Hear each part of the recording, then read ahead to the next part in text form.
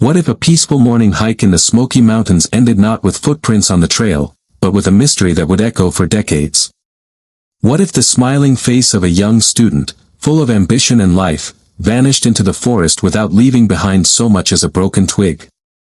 And what if, years later, her fate was uncovered in a form so chilling, so deliberate, that it defied all logic? This is not a tale of someone simply getting lost. This is the story of a ritual, a predator hidden within the wilderness, and a truth that would be uncovered only after years of silence. Who was the person who took Emily Carter and turned her final moments into a grotesque act of ritual preservation?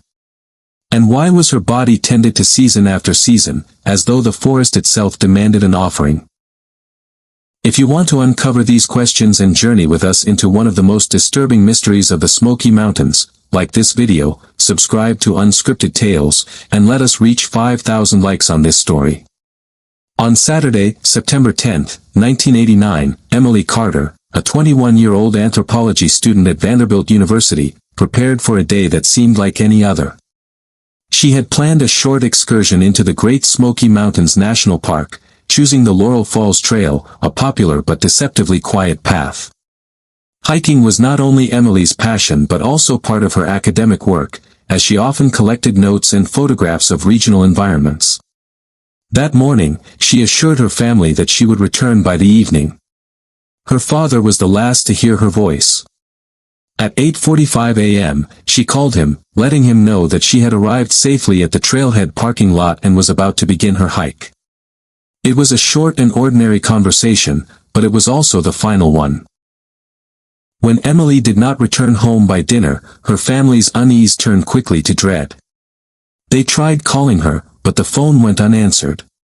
By 9:30 p.m., her parents reported her missing to the National Park authorities. A ranger was sent to investigate, and what he found only deepened the mystery. Emily's car, a silver 1986 Toyota Corolla, sat in the parking lot, locked. Inside, visible through the window, was her backpack containing a water bottle, a camera, a field guide, and even her windbreaker. Next to it lay her phone. It made no sense.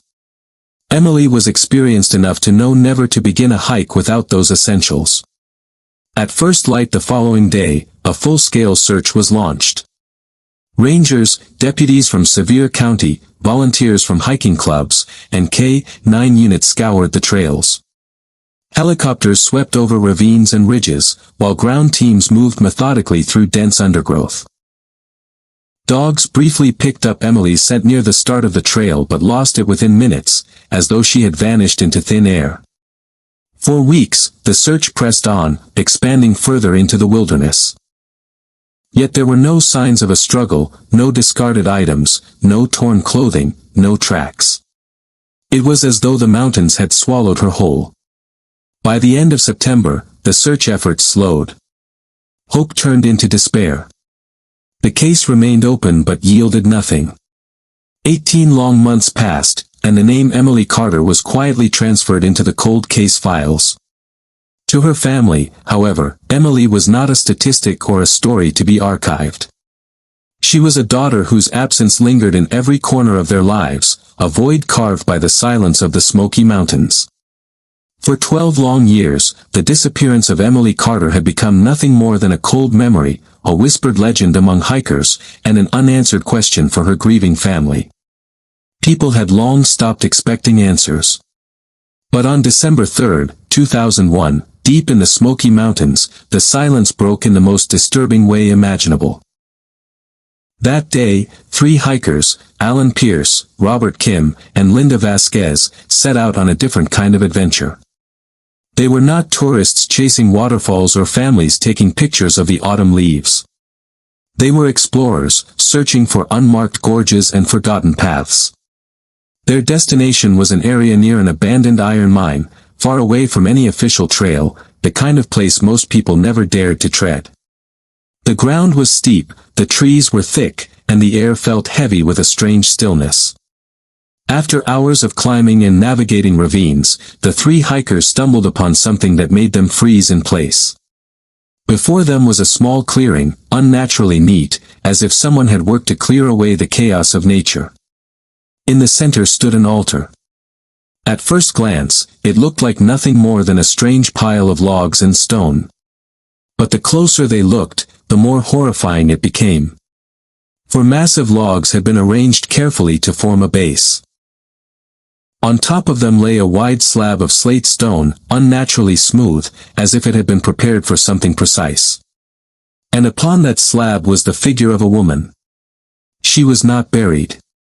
She was not decomposed. She was sealed. Encased from head to toe in a dark amber-like resin that gleamed beneath the forest light. The body lay perfectly still, the hands folded neatly across the chest, the head turned slightly to the side, as though arranged with intention. The hikers stood in shock, unable to speak. The resin glistened with layers, as if applied again and again through time. Through its translucent shell, they could make out the faint outline of clothing. Dark hiking pants. A shirt. The faint suggestion of a face hidden beneath the hardened shell. It was not the site of a natural death. It was a monument. It was deliberate. Around the altar, more unsettling details revealed themselves. 3 candlesticks stood at the base, but these were not made of wood or metal.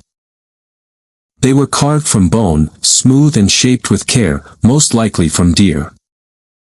On several nearby trees, strange symbols had been cut into the bark. Circles with crosses inside, repeated again and again, their edges softened by years of weather. Alan Pierce, the most experienced of the group, quickly understood the weight of what they had found. This was no place to linger. Without touching anything, they stepped back, marked the coordinates on their GPS, and began the long and grueling return hike out of the gorge. Hours later, when they finally reached cell service, Alan dialed emergency services with trembling hands and reported their discovery. By nightfall, the authorities had descended upon the mountains. Rangers, deputies, and forensic experts worked under strict orders. No one was allowed near the gorge until daylight. A perimeter was established. The place where Emily Carter's mystery had been sleeping was sealed once more, but not for long. The clearing, the altar, and the body entombed in amber-like resin were waiting. What they would uncover there would turn the mystery of Emily Carter's disappearance into something far more chilling than anyone had imagined. Would you like me to continue with the chilling examination of what the investigators found once they began their work on the strange cocoon and the body inside?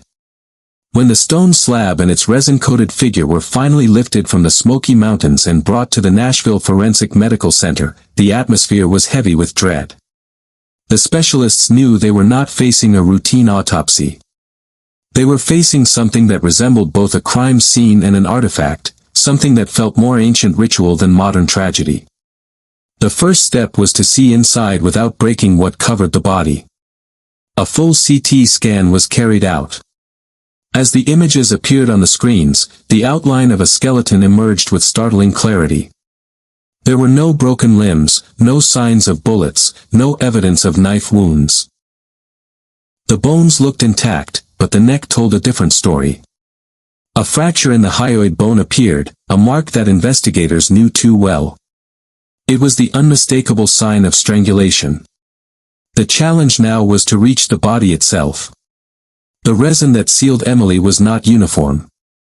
The outermost layers were rock-hard and brittle, while the inner layers closer to the body remained sticky and soft, as though they had been added only recently. Forensic teams worked with painstaking patience, scraping millimeter by millimeter, sometimes softening the surface with chemical solutions. Hours turned into days, but little by little, the figure beneath was revealed. The clothing was intact. Hiking pants. A shirt. Wool socks without shoes. And then came the moment everyone had been waiting for. The face, once covered in amber layers, was freed enough to allow comparison with Emily Carter's dental records. The match was absolute. DNA taken from bone marrow confirmed the truth that no one had dared to hope for or fear. The woman sealed in resin for over a decade was Emily Carter. The resin itself was as much a witness as the body. Samples were sent to laboratories for analysis. Under the microscope, tiny details emerged. Grains of pollen. Ash particles. Insect fragments. Each layer of resin told a story of time. The deepest layers contained pollen from the autumn of 1989, the very season Emily had vanished. Layers above showed traces from winter, spring, and summer across the following years. The outermost surface contained pollen from the spring of 2001, only months before her body was discovered. This proved something horrifying. Emily had not simply been covered in resin once. Someone had returned again and again, year after year, patiently sealing her body in new layers as if performing a ritual that had no end.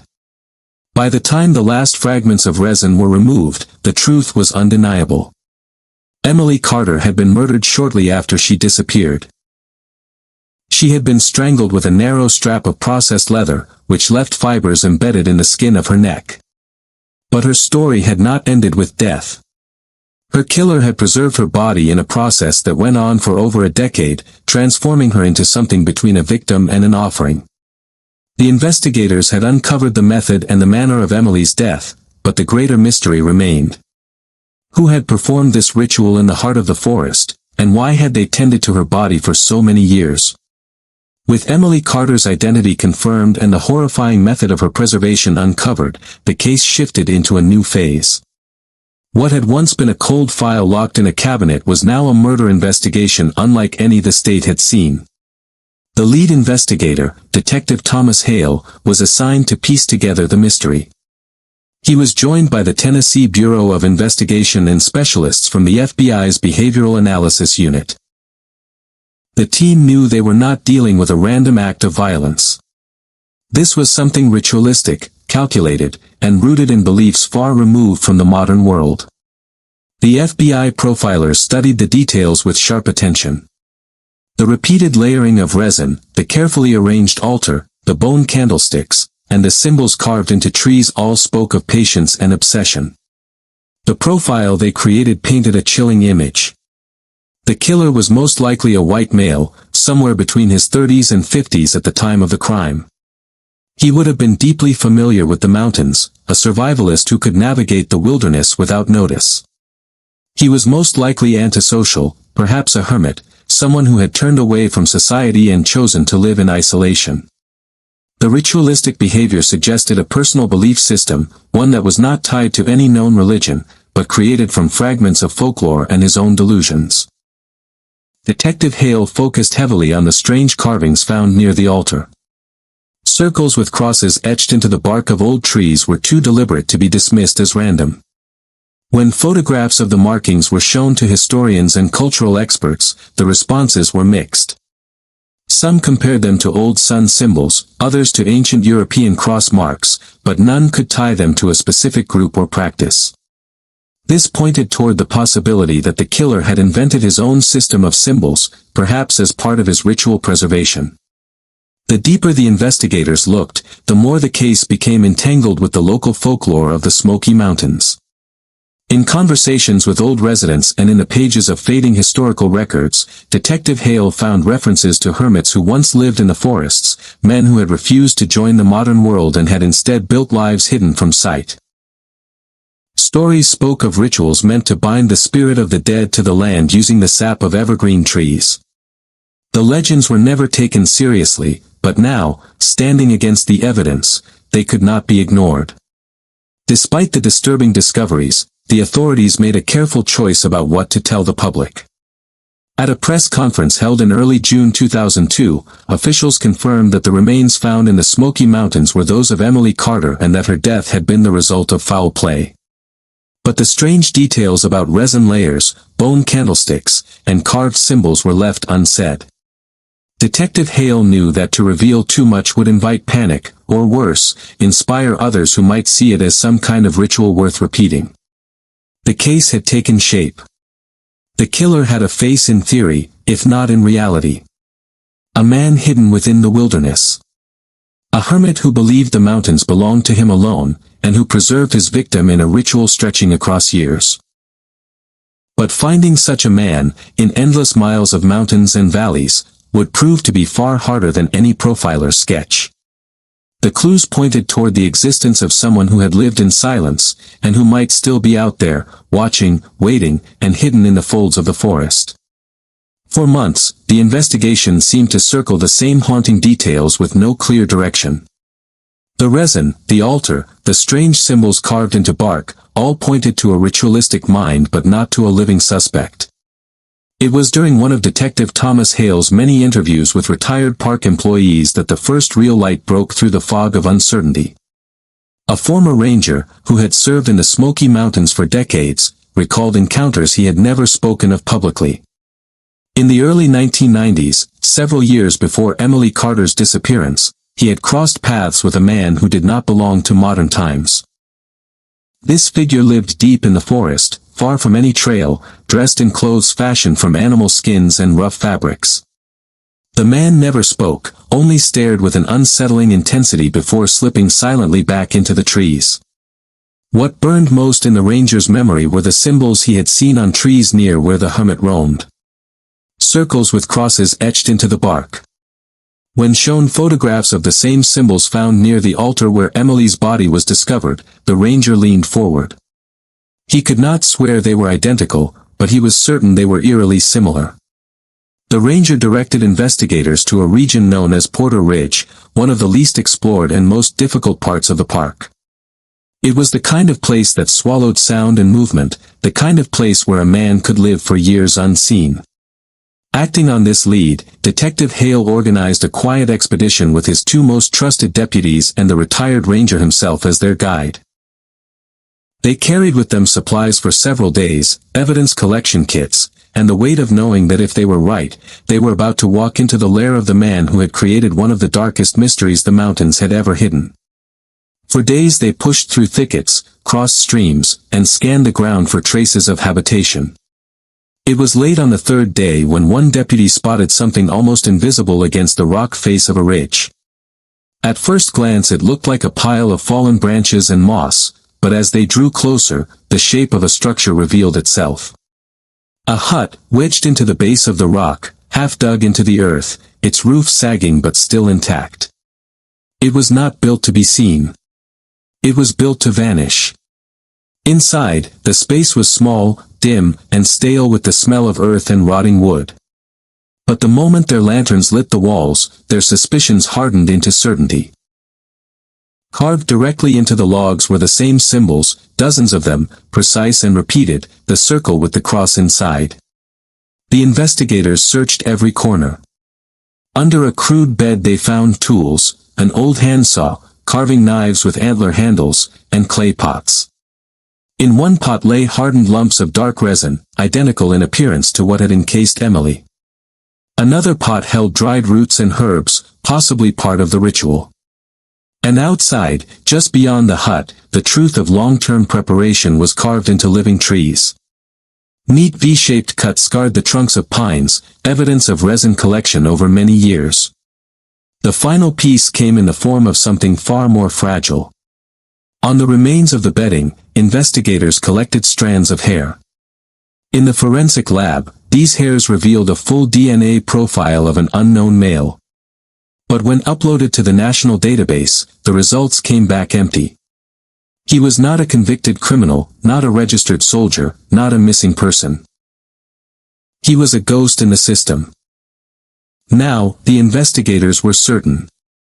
They had found the hiding place of the man who murdered Emily Carter. Yet the man himself was gone, leaving behind tools, resin, and symbols that whispered of ritual. The search for his identity was only just beginning. What they would uncover about who this man was, and why he had turned the forest into a shrine of death, would add an even darker layer to Emily Carter's story. The abandoned hut had revealed much but also raised questions that felt heavier than before. Who was the man who lived there, carving his symbols into wood and collecting resin season after season? How could someone survive unseen for so many years and then vanish as though he had never existed? For a time, the answers seemed unreachable. And then a small but crucial lead came from an unexpected voice. An elderly archivist from a neighboring county reached out after reading a short article about the ongoing investigation. He told Detective Thomas Hale about old records that connected directly to the area of Porter Ridge where the hut had been found. Long before the national park was established, that land had been home to the Whitmore family. The Whitmores were not like other settlers who sold their farms to the government when the park was created in the 1930s. They had resisted fiercely, refusing to leave the soil they called sacred. After a bitter conflict with authorities, they were forced out, evicted from their ancestral ground. But even after their departure, stories lingered. Rumors spoke of a descendant who could never let go of the loss, a man who one day cut ties with society entirely and returned to live hidden in the mountains, guarding what he believed was still his family's land. The archivist provided old maps and documents that showed the Whitmore property lining up almost perfectly with the area where the hut had been found. For the first time, the ghost in the mountains had a possible name. Investigators began tracing the Whitmore genealogy, following every record they could uncover. Among the family tree, one name stood out. Samuel Whitmore, born in 1929. His early life was recorded, but by the mid-1950s, his trails simply vanished. No marriage, no social security, no driver's license, no military service. It was as if he had stepped into the forest and allowed the world to forget him. The search then turned toward living relatives. Weeks of work eventually led investigators to a man in another state, Samuel's great-nephew. At first he was hesitant, but when the investigators explained their findings, his memory stirred with fragments of childhood. He recalled Samuel as quiet and unsettling, a man who spoke more to the mountains than to people. His obsession with the land was endless, his bitterness toward the loss of it even stronger. By the 1960s, Samuel had vanished completely, leaving the family with only whispers of what had become of him.